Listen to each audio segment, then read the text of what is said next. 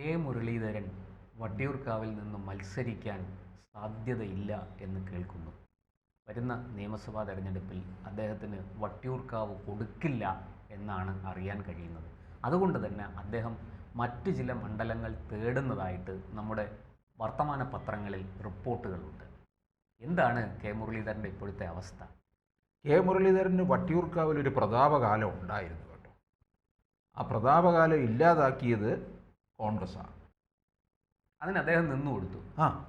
അതുകൊണ്ട് എന്ത് പറ്റി? മണ്ഡലം വേറെ വല്ലവരുടെയും കൈകളിൽ പോയി. അത് പാർട്ടി നേതൃത്വം തന്നെ ചെയ്തു വെച്ച കുഴപ്പമാണ്. ഇവരെത്രയോ ഇടങ്ങളിൽ ഇത് ചെയ്തു വെച്ചിട്ടുണ്ട്. കോന്നിയിൽ അടൂർ പ്രകാശിനെ കൊണ്ടുവന്ന് ആറ്റിങ്ങല്ലേ പോയില്ലേ കോന്നി മണ്ഡലം? ഇവർ വേറെ ആരെങ്കിലും ഇറക്കണ്ടേ? ഒരു മണ്ഡലത്തിൽ വലിയ അനുകൂല കാലാവസ്ഥയായിരുന്നു 2019 ഈ ശബരിമല പ്രക്ഷോഭം നടത്തിയത് BJPയും സംഘപരിവാറുമാണെങ്കിലും നേട്ടം കിട്ടിയത് കോൺഗ്രസിനാണ്. അന്ന് കോൺഗ്രസ് സത്യത്തിൽ ചെറുപ്പക്കാരായ ആൾക്കാരെ ഈ ആറ്റിങ്ങലിലേക്കും വടകരയിലേക്കും ഒക്കെ നിയോഗിച്ചിരുന്നെങ്കിൽ കോൺഗ്രസ്സിന് വലിയ നേട്ടവും ഉണ്ടായേനെ. ഇവരെല്ലാവരും ഈ കോന്നിയും വട്ടിയൂർക്കാവും ഒക്കെ നഷ്ടപ്പെടാതെ 2021 കൊണ്ടുപോകാമായിരുന്നു. രാജ്മോഹൻ ഉണ്ണിത്താൻ വരെ ജയിച്ചില്ലേ കാസർഗോഡ്? എല്ലായിടവും തോറ്റ് നടന്ന രാജ്മോഹൻ ഉണ്ണിത്താനെ ശല്യം ഒഴിയട്ടെ. അതായത് രാജ്മോഹൻ ഉണ്ണിത്താൻ ശരിക്കും BJPയിൽ പോകാൻ വേണ്ടിയിട്ട് അന്ന് വലിയ പരിശ്രമങ്ങളൊക്കെ നടത്തി. BJPക്കും രാജ്മോഹൻ ഉണ്ണിത്താനെ കൊണ്ടുവരാനായിട്ട് നല്ല താല്പര്യം ഉണ്ടായിരുന്നു. അന്ന് ഈ ശ്രീധരൻ പിള്ള അന്നത്തെ സംസ്ഥാന പ്രസിഡന്റ് BJPയുടെ ഒരു അബദ്ധം പറഞ്ഞുപോയി.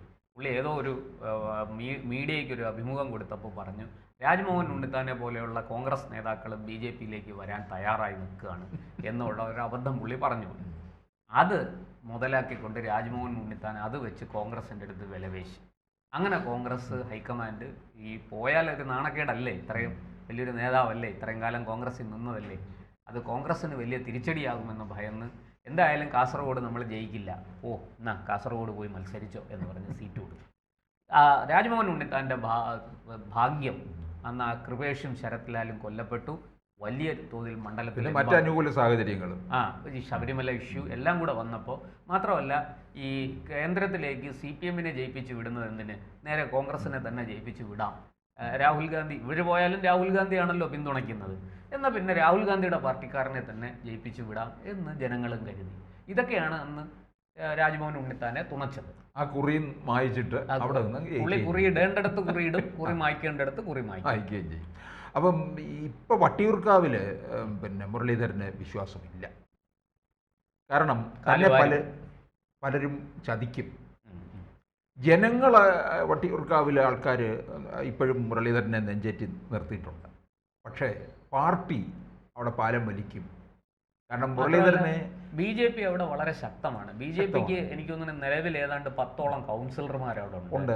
അതുപോലെ തന്നെ ഏതാണ്ട് ലോക്സഭാ തെരഞ്ഞെടുപ്പിൽ ഒരു 11,000 വോട്ടിന്റെ ഭൂരിപക്ഷം ഹിന്ദു വോട്ടുകൾ ധാരാളമുള്ള നായർ വോട്ടുകൾ, അതായത് 42% നായർ വോട്ടുകൾ ഉള്ള ഒരു സ്ഥലമാണ്. പിന്നെ വട്ടിയൂർക്കാവ് എന്ന് പറയുന്നത് തിരുവനന്തപുരത്തിന്റെ ഹൃദയഭാഗമാണ്. വളരെ ഹൈ പ്രൊഫൈലുള്ള മിഡിൽ ക്ലാസ്സും അപ്പർ മിഡിൽ ക്ലാസ്സുമാണ് അവിടെ താമസിക്കുന്നത്. ഈ മുരളീധരനെ അവിടെ നിന്ന് വടകരയ്ക്ക് കൊണ്ടുപോയി. വടകരയിൽ നിന്ന് നേമത്തു നിന്ന് തൃശ്ശൂരിലെ കഥ മുഴുവൻ മുരളീധരൻ പറഞ്ഞല്ലോ, എന്നെ അവിടെ എല്ലാവരും കൂടി ചതിക്കുകയാണ്, അത് മൂന്നാം സ്ഥാനത്തെ ആക്കുകയും ചെയ്തു എന്ന് പറഞ്ഞു. അത് എന്തിൻ്റെ കാര്യത്തിലായിരുന്നു? ഇവർ വടകരയിൽ പോയി മുരളീധരൻ അവിടെ സ്റ്റിക്ക് ഓൺ ചെയ്തതാണ്. അല്ല, അവിടെ അദ്ദേഹത്തെ പേടിപ്പിച്ചു. അതായത് വടകരയിൽ പത്മജ വന്ന് മത്സരിക്കാൻ സാധ്യതയുണ്ട് എന്ന് പേടിപ്പിച്ചു. അപ്പോൾ സ്വാഭാവികമായിട്ടും വടകര ശൈലജ ടീച്ചറിനോട് തോറ്റാൽ അത് നാണക്കേടല്ല. കാരണം പത്മജയാണെങ്കിൽ BJP കൂടുതൽ വോട്ട് പിടിക്കും. ആ പിടിക്കുന്നത് ഇവരുടെ വോട്ടാണ്, കോൺഗ്രസ്സിന് കിട്ടിക്കൊണ്ടിരിക്കുന്ന വോട്ടാണ് പിടിക്കുക. അത് ഒരു വലിയ വെല്ലുവിളിയായിട്ട് പുള്ളി ഭയന്നു വന്നു. എന്നാൽ പിന്നെ മണ്ഡലം മാറാം, തൃശ്ശൂരേക്ക് മാറാം. മാത്രമല്ല സുരേഷ് ഗോപിയെ തോൽപ്പിക്കണം, നേമത്ത് കുമ്മനത്തെ തോൽപ്പിച്ചതുപോലെ സുരേഷ് ഗോപിയെ തോൽപ്പിക്കണം എന്നായിരുന്നു അജണ്ട. പക്ഷെ അത് ചീറ്റിപ്പോയി. പക്ഷെ വടകരയിൽ നല്ലപോലെ സ്റ്റിക്ക് ഓൺ ചെയ്തായിരുന്നു കേട്ടോ മുരളീധരൻ. കാരണം തോൽപ്പിച്ചതാരെയാ? പി ജയരാജനെ. എന്താ ചില്ലറ കളിയാണ്? CPM-ന്റെ പൊന്നാപുരം കോട്ട എന്നറിയപ്പെടുന്ന വടകരയിലെ. അപ്പം പിന്നെ അവിടെ RMPയുടെ പിന്തുണ ഒക്കെ കിട്ടി നല്ലപോലെ. എന്നിട്ട് തൃശ്ശൂരും കൊണ്ടുവന്ന ഒരു തരം വല്ലാതെ അവസ്ഥയില്ല. ഇപ്പം മുരളീധരൻ ഒന്നുമല്ലാത്ത മുരളീധരനെ ഇവർ മത്സരിപ്പിച്ച് ചിലപ്പോൾ മത്സരിപ്പിക്കും. തോൽക്കുന്ന ഇടത്തിൽ ഒരു മണ്ഡലത്തിൽ കൊണ്ട് നിർത്തും. അതാണ് അല്ല, അങ്ങനെ ഒരു താല്പര്യം കോൺഗ്രസ് നേതൃത്വത്തിനുണ്ട് ഇപ്പോഴത്തെ. കാരണം കെ മുരളീധരൻ ഇനി കേരള രാഷ്ട്രീയത്തിൽ, കോൺഗ്രസ് രാഷ്ട്രീയത്തിൽ വേണ്ട എന്ന് ചിന്തിക്കുന്ന ചില നേതാക്കളെങ്കിലും കോൺഗ്രസ്സിലും കോൺഗ്രസ് ഹൈക്കമാൻഡിലും ഉണ്ട്. അതൊരു യാഥാർത്ഥ്യമാണ്. പക്ഷേ പിന്നെ അണികൾ നല്ലപോലെ ആവശ്യപ്പെടുന്നുണ്ട് മുരളീധരനെ പോലുള്ളവരുടെ ഒരു സാന്നിധ്യം ഉണ്ടാകണം എന്ന്. മുരളീധരനെ തീർക്കാൻ വേണ്ടി ഇറങ്ങുന്നതാരാ? കോൺഗ്രസിലെ ചില ഹൈക്കമാൻഡുകളാണ് മുരളീധരനെ ഒതുക്കാനുള്ള ശ്രമം നടക്കുന്നത്. അതിൻ്റെ ഭാഗമായിട്ടാണ് ഈ തെക്കോട്ടും വടക്കോട്ടും വിട്ട് ഓടിച്ചത്. ഇനിയിപ്പോൾ മുരളീധരൻ ഇതിനകത്ത് നോക്കുന്നത് 2 മണ്ഡലങ്ങളിലേക്ക് ഒരു നോട്ടം ഇട്ടിട്ടുണ്ട്. ഒന്ന് ഗുരുവായൂർ മണ്ഡലം, അത് UDFന്റെ ഘടകകക്ഷിയായ ലീഗിൻ്റെതാണ്. അത് ലീഗ് ചിലപ്പോൾ കോൺഗ്രസിന് വേണ്ടി വിട്ടുകൊടുക്കും. അവിടെ അങ്ങനെ വിട്ടുകൊടുക്കുന്നതിൻ്റെ പുറകിൽ ആ സീറ്റ് നേടുന്നതിൻ്റെ ഒരു കാരണം ലീഗിൻ്റെ സീറ്റ് ആയതുകൊണ്ട് അതിനകത്ത് പാലം വലി ഉണ്ടാകത്തില്ല. കോൺഗ്രസ്സുകാരല്ല ലീഗ്. കോൺഗ്രസിൽ പാലം വലി ഉണ്ടാകാനുള്ള സാധ്യതയുണ്ട്. കോൺഗ്രസിനേക്കാൾ ശക്തിയുള്ള ലീഗിൻ്റെ ഒരു തട്ടകത്തിൽ പോയി നിന്ന് മത്സരിച്ചാൽ ഉറപ്പായിട്ടും ജയിക്കും. അത് മുരളീധരൻ അറിയാം. അതുകൊണ്ട് അങ്ങനെ ഒരു, കാരണം എനിക്ക് തോന്നുന്നു ഗുരുവായൂർ അദ്ദേഹത്തിന് നല്ല രീതിയിൽ വോട്ട് കിട്ടിയെന്നാണ് തോന്നുന്നത്. KNA ഖാദർ കഴിഞ്ഞ 15,000 വോട്ടിനാണ് അക്ബറിനോട് പരാജയപ്പെട്ടത്. അത് KNA ഖാദറിനെ കൃത്യമായിട്ട് അവിടുത്തെ മുസ്ലിങ്ങൾ തന്നെ തോൽപ്പിച്ചതാണ്. അദ്ദേഹം ഒരു ഹിന്ദു, ഒരു നല്ല ഒരു മതേതര കാഴ്ചപ്പാടുള്ള ആളാണ്.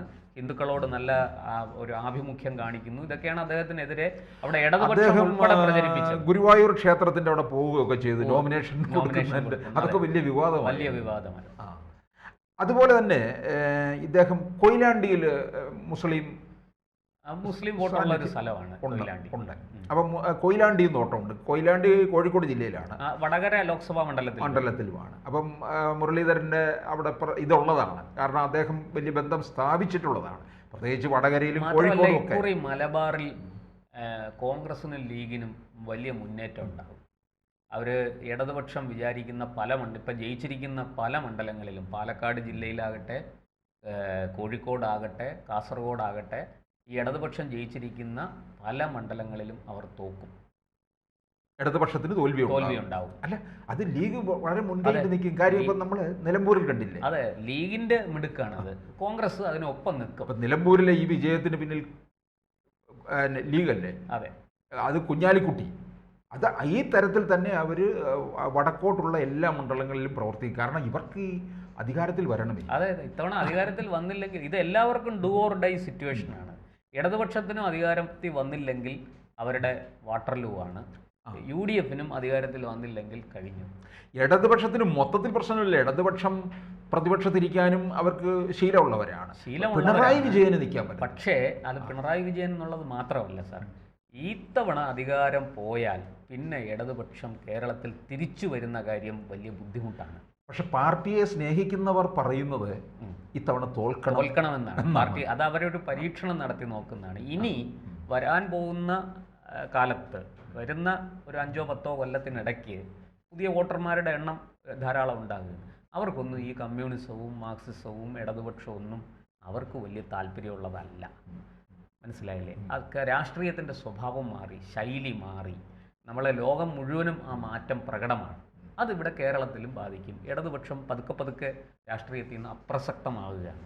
ആ സ്ഥലത്തേക്ക് BJP കയറുമോ ഇല്ലയോ എന്നുള്ളതാണ് നമ്മൾ നോക്കി കാണേണ്ടത്. പക്ഷേ ഇവിടെ ഇപ്പോൾ ഈ വരാൻ പോകുന്ന നിയമസഭാ തെരഞ്ഞെടുപ്പിൽ ഇടതുപക്ഷത്തിന് പരാജയപ്പെട്ടാൽ അത് അങ്ങ് പറഞ്ഞതുപോലെ പിണറായി വിജയനും അത് വലിയ തിരിച്ചടിയാവും. ഇടതുപക്ഷത്തിന് പൊതുവേ, കാരണം പിണറായി വിജയന് ശേഷം ആ പാർട്ടിയെ നയിക്കാൻ അത്രയും കെൽപ്പുള്ള ഒരാൾ അതിനകത്തില്ല എന്നുള്ളതാണ് സത്യം.